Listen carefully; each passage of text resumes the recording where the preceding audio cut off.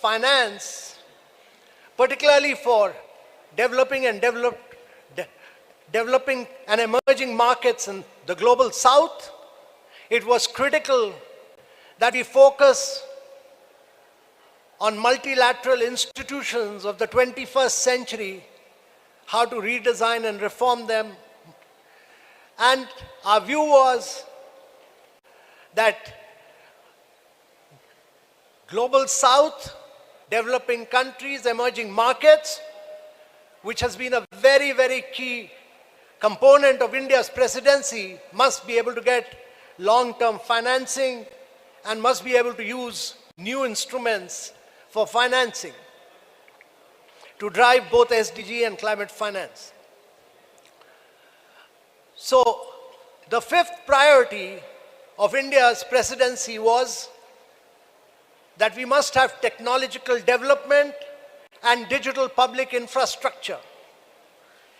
Because if we have to lift vast segments of the population, if we have to make a difference to the global south, technology will be the key driver. And most of the innovations in the world have come from the big tech in the West, and even in China they've come from big tech. But India has created a very unique model of digital public infrastructure, which is open source, open API, is interoperable, and has enabled digital identity for every citizen, has enabled bank account for every citizen, has enabled everyone to do fast payments, has enabled everyone to improve learning outcomes and health outcomes. And during the COVID, we were able to do 2.2 billion COVID vaccinations. And therefore, technological development and how to use digital public infrastructure to drive growth, when 4 billion people of the world do not have digital identity, about 3 billion people do not have bank accounts, and over 133 countries do not have fast payments. That was critical from India's priorities perspective. And the last key priority, which the Prime Minister elucidated and which he felt very strongly about, was women-led development, to bring women-led development, to bring women empowerment and gender equality. So these have been the 6 key priorities of India on which we have worked. We started our presidency on which the Foreign Secretary will talk about, with a meeting of the Voice of the Global South. We got the perspective of 125 leaders, and then we remained focused on the perspective of the Global South and the requirements of the developing countries. And the New Delhi Leaders' Declaration, which many of you will see post the summit, you will see it as a voice of the Global South and the developing countries. No document in the world would have such a strong voice for the Global South and the developing countries as the New Delhi Leaders' Declaration. And therefore, the Prime Minister's vision of India's G20 presidency being a very inclusive presidency has been our aim. There's been a huge scale and reach of India's presidency. There have been 19 G20 countries and EUs, and the EU, that means 20, 9 special invitee countries. There have been 3 regional organizations. There have been 11 international organizations who participated in all the 220 meetings that took place in India.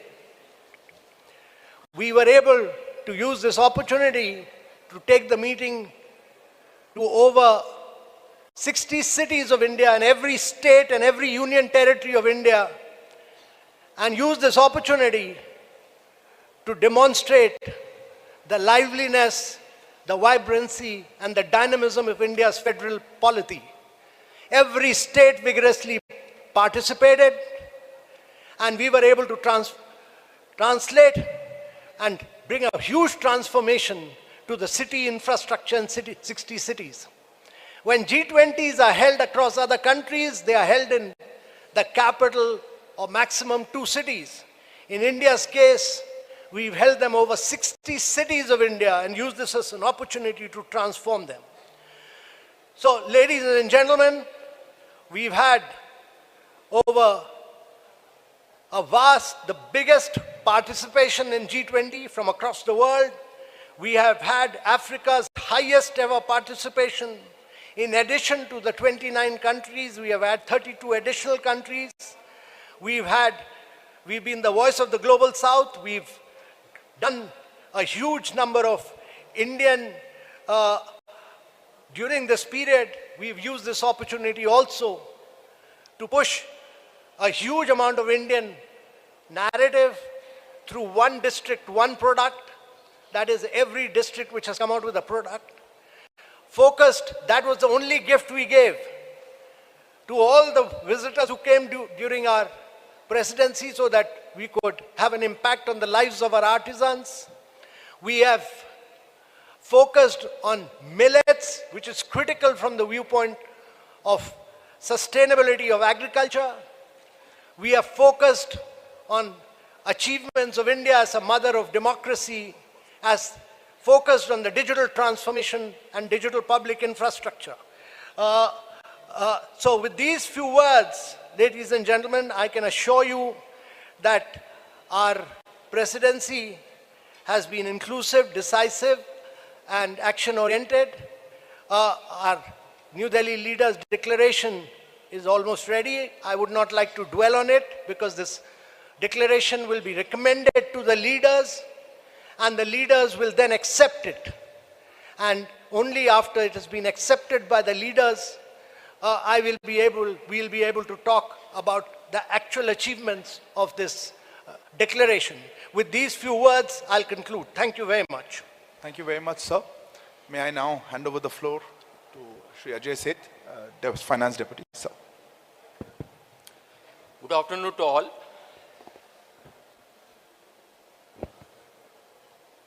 Let me share some of the priorities which the finance-related work handled during the course of the presidency. Under the leadership of our Prime Minister, Shri Narendra Modi, the focus and the vision of India G20 presidency has been to bring focus to the global discourse, to issues which make a difference to people's lives, lead to actionable, decidable, sustainable and inclusive growth, and empower the global growth. Keeping that vision in mind, the priorities which were set and endorsed by finance ministers and governors in February in their first meeting in Bangalore, some of them were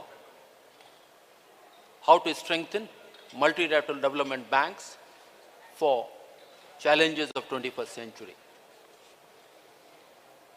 Similar manner, how to support a strong, sustainable, balanced and inclusive growth in the midst of the current challenges which the world is facing. In the same vein, how to manage the debt vulnerabilities which several countries are facing. Yet another priorities was that how the technology can be used for financial inclusion, for productivity gains, for efficiency, for private sector. Similarly, how the new potentials of technology, such as blockchain or crypto, can be beneficial, and yet how to build a policy discourse, the policy approaches, and what set of regulation, building consensus around that. So these were some of the priorities, and during the course of the year, in more than 25 meetings of various working groups, ministers, deputies, these have been deliberated with very intense efforts. And one unique feature of the work has been I'll put it rather two big elements, two big differences. One was to go beyond the structured meetings and arrange almost 40 seminars, side events, symposiums, inviting domestic as well as global experts and generating a very intense discussion to find a robust way forward. In a similar vein, how to generate the local connect, Jan Bhagidari. Almost 40 events were done on issues which are relevant to people's lives. Based on these deliberations over the course of the year, these recommendations have now been placed for consideration of the leaders. They would be discussing it over the course of next 2 days, and then we will have definite outcomes and we will all share with you. Thank you. Thank you very much, sir. May I request Shri Harshvardhan Shringla, Chief Coordinator, sir. Namaskar and good afternoon. The focus of today's press conference is on the G20 New Delhi Summit. But since many of our media friends have joined us only today, I'll briefly begin by taking you through our presidency journey. As you know, we assumed the presidency of the G20 on the 1st of December last year, and we will conclude our presidency on the 30th of November this year. During the course of our presidency, we would have hosted over 220 G20 meetings in 60 different cities across the length and breadth of our country.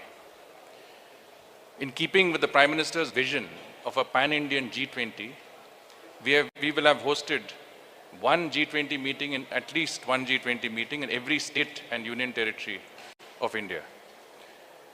And to my mind, that is the finest example of cooperative federalism that we can see. Now, the effort has been, of course, to take the G20 down to the grassroots level through a process that we call Jan Bhagidari, which is a people's participation movement. And whether it is through the G20 University Connect or the G20 Model School or quiz, essay and painting competitions and festivals, the G20 has been popularized and taken down to the grassroots levels in our country. We have also looked at the G20 as an opportunity to highlight and showcase India's rich cultural heritage and diversity and our tourism potential. And in that context, we have hosted over 300 cultural events with the participation of over 18,000 of our cultural artists and exponents. Of course, we have also made our presidency an inclusive one. Sherpa has already mentioned that we've had very significant participation from the global south and from Africa. We would have received a total of about 100,000 visitors for our G20 presidency from over 125 nationalities. And for many of them, this has been the discovery of a new India. And I think that has been very significant from their point of view.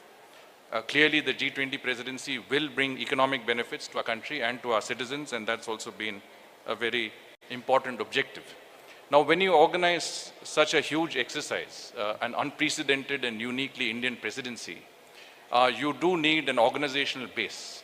And we have started on the organization and planning of the G20 as early as the beginning of last year, 1.5 years before today's eve of the summit. We have set up the G20 Secretariat. In this process, it has been a whole of government approach and a whole of nation approach. And every single Indian citizen has been involved in that effort. And it's very important to note that about 15 million of our citizens have been directly involved in the participation of some G20 event or the other across our country. So in that organizational endeavor, we've had guidance from the Prime Minister himself, from cabinet ministers. There is a coordination committee which has been set up under the Principal Secretary to the Prime Minister, which includes the NSA, which includes cabinet secretaries, senior secretaries, Sherpa and all of us here. And this committee has been meeting regularly. It's met at least 9 times formally, but many times informally, and has provided extensive guidance on every aspect and overseen every aspect of the presidency's organization and management. So I think that was important. Now, on the summit itself, of course, Foreign Secretary and Sherpa will take you through the program elements. but it's important for you to know what else is there and what are the activities and exhibitions and other events which are within the Bharat Mandapam, within the G20 summit complex. Of course, the media center is one that you have seen. Both halls 4 and 5 have been earmarked for the media center. We expect to host between 2,000 and 3,000 international and domestic media here. It will be a state-of-the-art media center with over 1,300 workstations, high-speed internet, and Additional Secretary XP would have communicated to you the other aspects of this media center. There is an emphasis on the cultural aspects of our presidency as well. There is a very unique exhibition which is called the Cultural Corridor, which will be on display at the convention center. This involves the display of cultural artifacts and objects from different countries, both tangible and intangible heritage, but also natural heritage. So this has some very, very interesting exhibits, which the details of which will be available with you. We also have an immersive display, which has, again, some of the best illustrations of every country that is a part of our G20 presidency. And all of this, again, is at the convention center. There's a democracy cube, which is also there. And what we will certainly do is that we'll make this available, we'll make this open to the media and the public after we finish the immediate summit. And this would be a very interesting exhibition to see. Besides that, we have the Mother of Democracy exhibition. India is the largest democracy, vibrant democracy over the ages, has arranged an exhibition which would be essentially narrating the 7,000-year tradition of democracy in our country from the ancient to the modern. There will be 26 interactive panels which would be available in all of the G20 languages. There are apparently 16 languages in which this will be available. There is also a bronze replica of a girl from the Sindhu Saraswati era, 2,500 to 3,500 years before. And this is a very unique part of the exhibition, at the center of the exhibition. And there will also be someone who will greet everybody. It's artificial intelligence driven, so it's a technology oriented platform. And of course, the person who will greet will also provide an introduction to India's age-old democratic traditions in their respective languages. You are also aware that we will have, at the time of the dinner that will be hosted tomorrow by our president, there will be a musical ensemble which will play in the background. This, of course, will represent, again, musicians from all parts of our country, but it will also include musical traditions of every nature, whether it's Hindustani, Carnatic, folk, bhajans. Every aspect of music in our country will be covered by these 77 musicians, who would also include young students, people who have some disabilities, but also people who are from different walks of life across our country. They will also be displaying some very rare instruments, musical instruments, which are hardly ever seen or played in our country, but this is something that is an opportunity for us to see so many rare instruments coming together in this particular area. Now, there will be a strong emphasis on technology, especially technology that is linked to digital public infrastructure. And in that context, we will have a few exhibitions at the media center. If you enter the foyer of the media center, you will see a display by our Ministry of Information Technology, which is basically a Digital India Experience Zone, which will have the display of all of the mobile apps and the platforms under which we have arranged to deliver development to the grassroots levels in India, right from Aadhaar to UPI. And this entire India stack will be available. And if any of you do fall sick or have any medical issues, please ensure that you go and connect with eSanjeevani, a digital platform that will have a doctor advise you immediately on the spot. Similarly, we have a Reserve Bank of India Innovation Hub, which is again in the media center. And this Innovation Hub will display technologies that fintech, which has not yet been introduced to the public domain. These are still in the pilot stages. One of them is the central bank digital currency, through which even international media who are here, who don't have bank accounts in India, will be able to get some money in their mobile wallets and will be able to use that digitally to buy products in our crafts mela, which will be in the adjoining hall, hall number 3. And this Cross Mela will also, each stall of the Cross Mela, which represents a different state or union territory of India, displaying, as Sherpa mentioned, the ODOP products and geographical indicator products, will have a QR code compatible with your mobile wallet, the digital currency, and with the UPI. We will also have a frictionless credit display, which basically, again, is a cutting-edge technology under which any credit to be given, say, to our farmers, the information relating to that would be immediately available on your mobile phone or your iPad, from the land records to your Aadhaar to your previous credit history. And this will enable credit to be given within a few minutes of time with each of the farmers. And so from that point of view, I think we also have, I hope all of you have downloaded our digital app, the G20 India digital app, which is again a state-of-the-art app, which enables you to get this in any language in the G20. You can get it in Portuguese, in German, in Japanese. And this will also enable you to talk to anybody who doesn't understand your language, say from Hindi to Japanese or from Portuguese to German.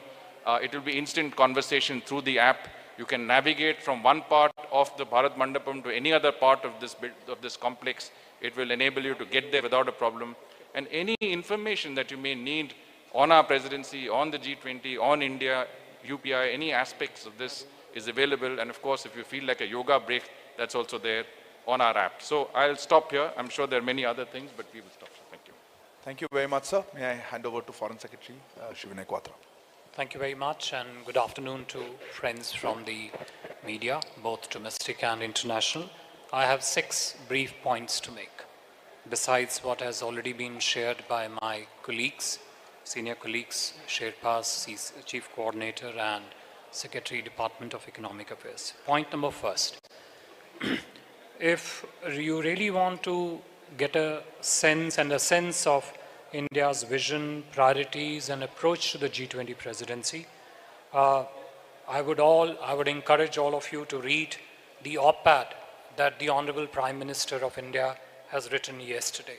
It captures, it distilled a sense of how India envisions and looks at the ongoing G20 presidency of India. 2, the coming together of the 41 heads of delegations, heads of state, government, heads of international organization in India starting yesterday is under Prime Minister's personal leadership and direction. It is essentially a celebration of the coming together of the G20 family. And as our Sherpa mentioned earlier, it's the largest ever participation of the Global South in India. 3, whether it concerns India's national priorities with regard to G20 or the priorities of G20 countries as a collective, as also the concerns and interests of the Global South. The specifics of the agenda which the Sherpa and the Department of Economic Affairs Secretary mentioned, they have been structured in a most inclusive and the harmonious concepts of one earth, one family, one future. 4, very briefly with regard to the program of the G20 summit, the summit official conference program is structured around 2 sessions. First one earth starting tomorrow morning, one family tomorrow afternoon, and one future in the morning of the 10th. Besides 3 sessions of the conference, there would also be a couple of sideline events which are currently being structured involving India and other heads of the state who are visiting us here. 3rd, a dinner by the Honorable President of India tomorrow. 4th, a visit to the Rajghat to pay homage to Mahatma Gandhi. And 5th, a spouses program. These would be the broad 5 elements of the summit. And the last 5th point which I wanted to make, Honorable Prime Minister of India will also be hosting several sideline bilateral meetings during the course of this G20 summit with the visiting heads of state governments and the other leaders who are going to be in Delhi, as I said, starting yesterday till their departure over 10th and 11th. I would stop here and see if we have any questions on this. Thank you very much, sir. May I lay the ground rules before I open the... Please sit down. Thank you. Please introduce yourselves and the organization you represent. We will take, take questions in a group because we don't have time. Let me start with Manish here, TV9. Microphones will come to you. Please wait. Thank you. First of all, Please introduce yourself and the organization. This is Manish Jha from TV9. Amitabh Ji, Foreign Secretary and Chief Coordinator. I must tell you, first of all, that arrangement at International Media Center are really excellent. I have attended 4 summits before this summit, and I can tell very proudly that these arrangements are really best. So thank you so much. So my question I would like to ask in Hindi. Amitabh Ji, continuously you are talking about a joint declaration. You worked hard for it, and you said that joint declaration will come very soon and it will be very specific. But from China's side, in the joint declaration, no consensus should be made in the name of one earth, one family, one future. So what kind of a journey was it? If you could share that joint declaration will come or it will not come?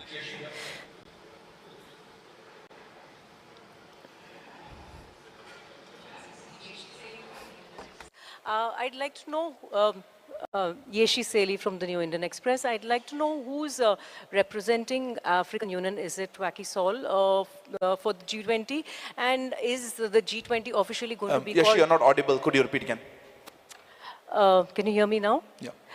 So this is Yeshi Seli from the New Indian Express. I'd like to know who is representing the African Union for the summit, and is the G20 officially going to be called G21 after the conclusion of the summit? Okay. Siddhant.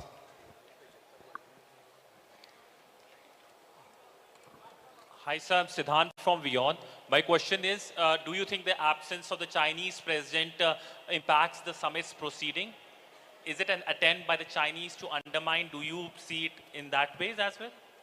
The lady in yellow behind. Samira Hussain with the BBC. I'm wondering if you think that that Ukraine will derail talks and the ability to come up with a joint statement. I'll repeat the question. None of you are pretty audible. Say, will Ukraine derail the talks and the ability to come up with a joint declaration? That's what I heard. Will Ukraine derail the talks? Yeah, I'll take one more question here. Yeah, right here. Nanima, yeah. This is Nainima Basu from ABP Live. Just one question. On the Russia-Ukraine war, will there be a specific discussion on the Black Grain initiative? Thank you so much. So, can I pass on these 5 questions, perhaps? So let me first say that on the journey of the joint declaration, I would prefer to speak after the summit is over, because the journey has just started. It's not ended. So I think you should have a little bit of patience. We'll give you a complete glimpse of what the journey has been after the summit gets over, because, this is a leaders' summit. I'm only the Sherpa of my leader, who's the Prime Minister of India. So the recommendations of the Sherpas are made to their respective leaders. The leaders have to accept those recommendations and approve them. Once they are approved, then that will get into public domain and we'll be able to talk about it. Some of the other questions also related to the content of the leaders' declaration, and I would request all of you to realize the high nature of confidentiality of the leaders' declaration, because it has to be placed before the leaders and they have to approve it. But after that, we will be very happy to explain, elucidate, and take you into all the details of that leaders' declaration. As far as AU is concerned, let me say that the Prime Minister, who's a great believer in Global South, had written to all the leaders and there has been a very positive response, but formally that will come before the summit. Thirdly, on the Chinese, I would merely like to say that China is a multilateral player. In multilateral discussions, the issues are very different from bilateral issues, and Chinese discuss issues of growth, development from their perspective. The challenge about any multilateral discussion is that you have to bring consensus across every issue. Every country has a veto power, and therefore we have to bring everybody on board. And I must say that we have been able to work with every single country, and bring them on board, which you will later see. There was an issue about Russia-Ukraine conflict. Let me say that G20 is an economic forum. It discusses issues of growth and development. However, last year in Bali, there was a feeling that issues of conflict and war have an impact on growth and development. So food, fuel and fertilizer get impacted, and therefore that issue was discussed. And this year also, as a consequence of the challenge of growth and development and implementation of SDG, that issue has been discussed at great length, and we will talk about it once the leaders' summit is over, because whatever we discuss will have to be first discussed by the leaders, and they will have to take a formal decision on that. And then after that has been decided, I'll be free to speak to you at great length on this issue. Foreign Secretary, sir, would you like to say anything on these issues? Nothing much to add except to the questions which was asked with regard to the presence or absence of leaders. I think External Affairs Ministers of India has already spoken on that issue, and I think that statement stands for itself. Thank you.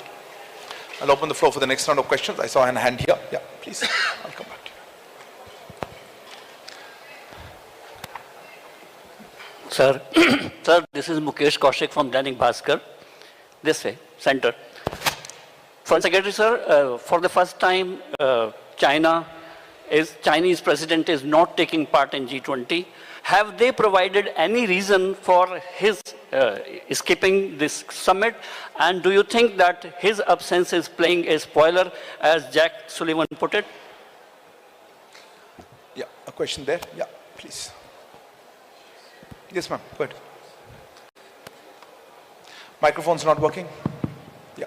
Runjhun Sharma, India correspondent for RT Russia Today. My question's for Mr. Kant.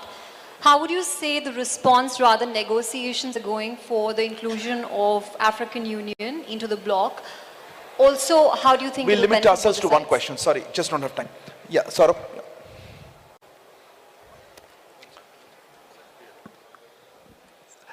Good afternoon, everyone. This is Saurabh Shukla. I'm editor-in-chief of News Mobile.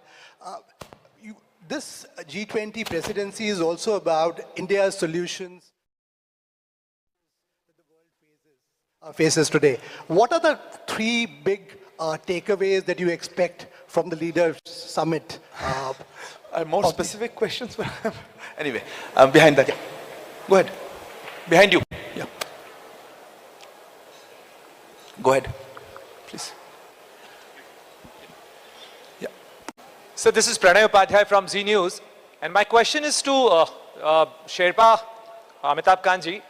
Sir, India has been long pushing for the MDBs, like multilateral development bank reforms, and after the finance and the joint finance and the Sherpa track meeting, what is the takeaway? Is there a consensus emerging for the multilateral development bank reform, and how far we are to onset the process after the Delhi summit? Okay. I think one more question here. Yeah, gentleman at the back. Yeah, please.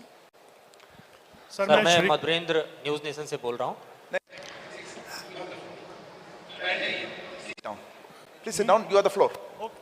You have the floor, but please sit down and ask the question while sitting down. Sir मेरा सवाल है.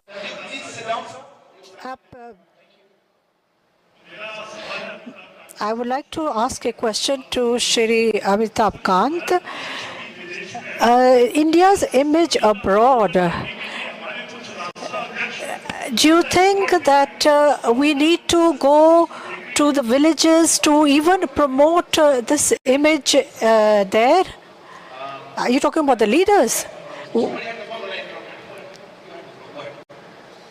Sir, my name is Ashok Raj from ANI. I have a question regarding to this event. But my question addressed to Mr. Singlaji. That how do we coordinate such massive effort and what were the organization structure changes? I'll take this round of questions, sir. Finance Secretary, sir, perhaps on the MDBs, sir, Foreign Secretary, sir, you'd like to answer? Why don't you answer next? Some of you asked that what are the three key big takeaways from the summit.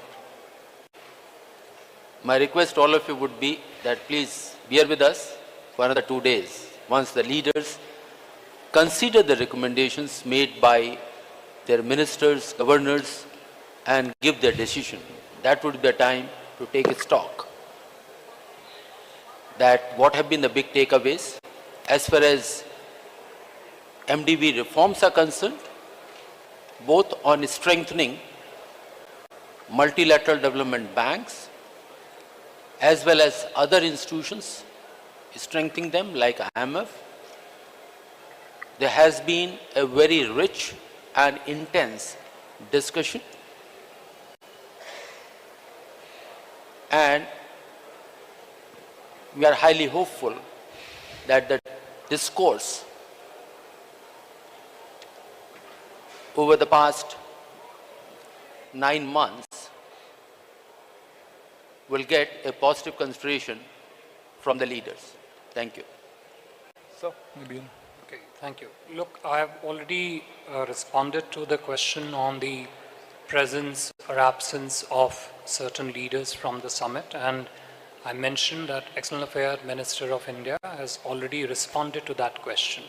Having said that, let me also mention it's a question of which frame of reference do you look at when you look at the priorities, interest, concerns expressed in the G20, both of G20 countries as a collective, but also of those countries that are outside the G20, but their interest, concerns, and priorities are impacted upon what decisions get taken in the proceedings of the G20.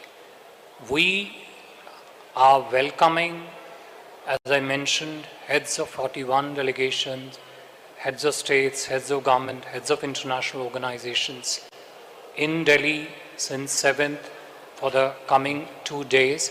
And our focus is, as Sherpa said earlier, to drive a consensus on priorities of the G20, how to structure in the priorities and interests of the global south into the G20 discussions, and how to bring together the leaders of the G20 and the leaders of the invited guest countries around that particular agenda. That is the theme, that is the objective that we are focused on, and we are very happy that by and large there is a strong effort by all the countries, all the delegations present to move towards a consensus. With regard to the African Union, Sherpa sir has already said that Honorable Prime Minister wrote a letter to all countries of the G20 proposing that African Union be included as a full member of the G20. We expect that the summit proceedings starting tomorrow morning would take a suitable decision on it. Shrikant ji, jo aapka prashn tha videshi Your question about the foreign image, it is confined to Delhi only. Ji had asked this question about G20 involving a massive effort and the organizational aspects behind it. And I did, in my opening remarks, say that it was not only a whole of government effort, but a whole of nation effort, because it is not only a huge exercise, but it is also an unprecedented exercise. We have never been president of the G20 before. This is also one of the most significant events we have organized, international events we have ever organized. And I think every Indian citizen, in a certain sense, is a stakeholder in this exercise, because the pride he feels of India hosting an event of this scale and magnitude with such level of success. So it certainly has been, an organizational effort that has gone across the country. But one aspect I think I'll just flag, an additionality which I want to put across, is that it has involved also an equal, let's say, collaboration, cooperation with every state and union territory in our country, because we have taken it down to the grassroots levels, and every state has seen this as an opportunity to promote the state's, tourism potential, recount its own developmental achievements, utilize the platform to highlight what every state in its own case has done. So from that aspect, as I said, it's a very fine example of cooperative federalism, and it has involved a level of cooperation that has gone from the central government to the states, to the municipalities, to the districts, and down to the grassroots levels. So I think if you look at the success of this presidency, it is guided at the highest levels, but it has also involved every citizen of our country. Sherpa sir, if you have anything to add on that question. No, I think Saurabh asked that question about the three key takeaways of what. Well, let me tell you that India has tried to build a huge India narrative to the G20.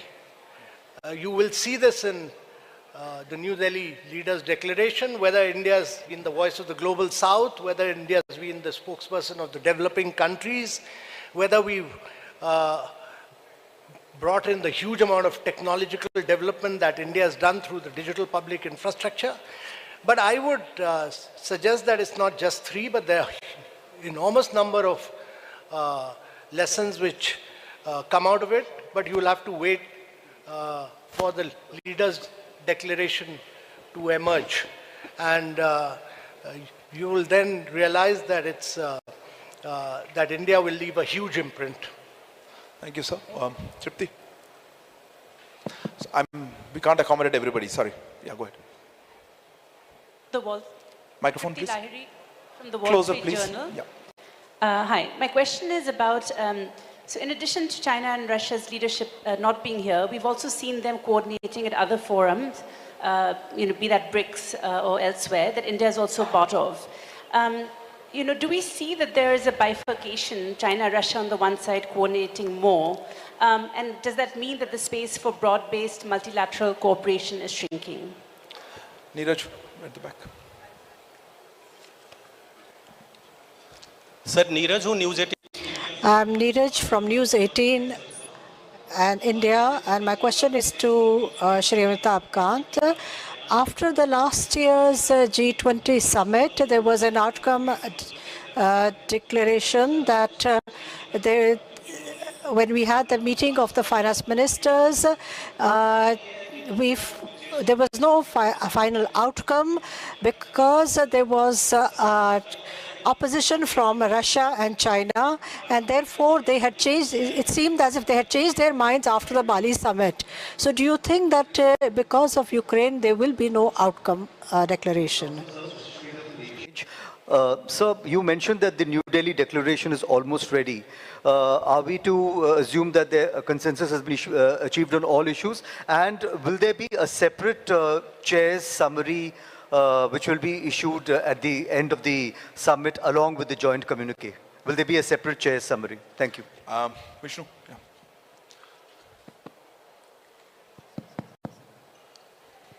Good afternoon, Vishnu Shom from NDTV. There's a World Bank report which has come out, which has praised India's digital public infrastructure. I'm just trying to understand, how is India going to disseminate this infrastructure? Will it be through an organization or an institution like the Solar Alliance? There's a lady in the back, hand up there, I saw a long time ago. Yeah, you are the lady, ma'am.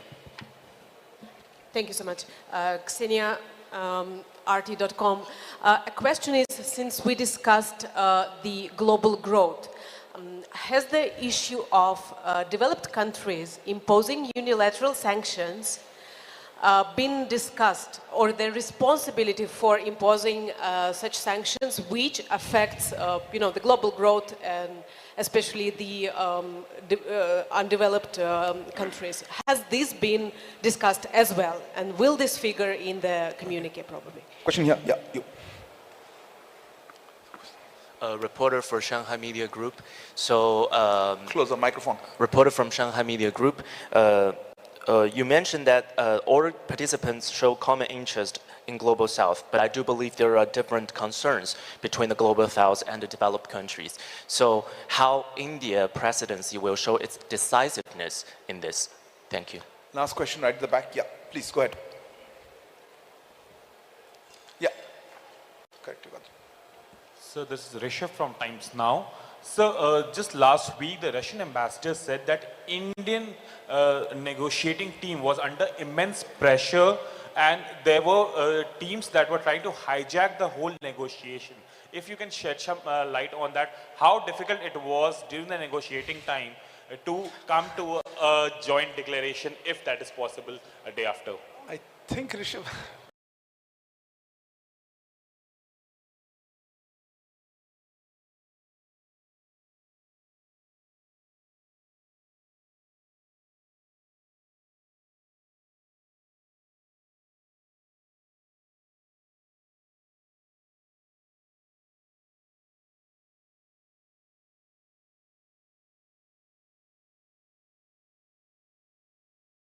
that question is answered. Anyway, so I'll pass on these questions. May I start with the foreign? An important center and a medium for global governance, which has to be more representative, naturally effective, transparent, and accountable. We have brought up these points strongly in the discussions in various meetings of the G20, including in particular the G20 Foreign Ministers meeting. And we will see how that finds reflection in the communique that's being negotiated. Neeraj, Neeraj, as far as your question is concerned, I would only just like to say that under the leadership of Narendra Modi, we hope that all member states of the G20 will come and work towards a consensus, and will continue to work towards a consensus, and that there will be, we hope that there will be a joint communique based on consensus.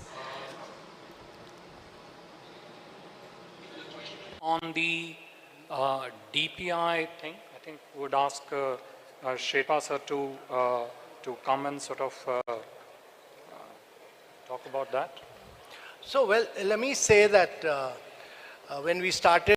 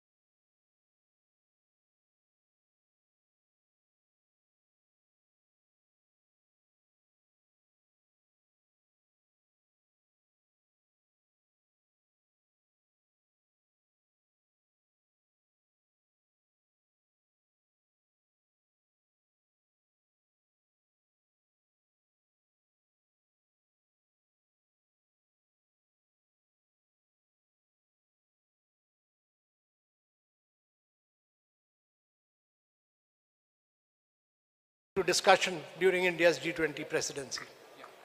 Okay. Thank you.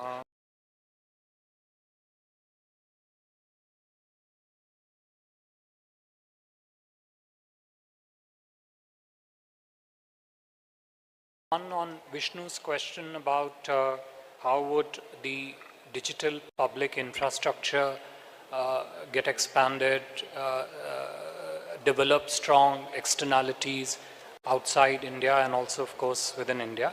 I think that is something which remains a very strong, robust, and an ongoing effort of the entire government of India and various departments.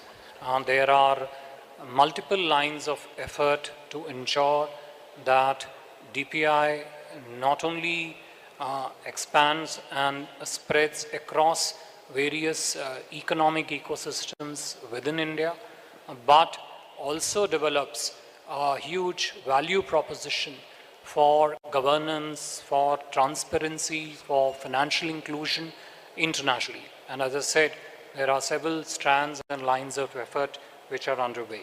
I think there was a question with regard to, the differences of priorities of a global south and the industrial economies. Yes, that is a fact, that industrial economies come from a very vastly different economic base, social base, and the global south comes from a different economic base. But this is not to say that the priorities, interests, and the concerns of the global south are not relevant in the context of the G20. I think, if anything, they are perhaps central to the effectiveness, the functioning, and the successful outcome of the G20 modalities. So yes, those are different perspectives of the two respective, I would say, segments of economy, but they both have a very important interface when it comes to the deliberations of the G20. And as I said early on, India and Prime Minister Modi himself have been in the forefront about speaking on the priorities of the global south. More importantly, why and how those priorities could be structured in to the agenda and the discussions of the G20. Thank you. Anyone else? Thank you very much for joining us. We're just completely out of time. Thank you all thank you to members on the dais. Thank you all for joining us here. We will now see you on Sunday for the end of presidency presser. Thank you.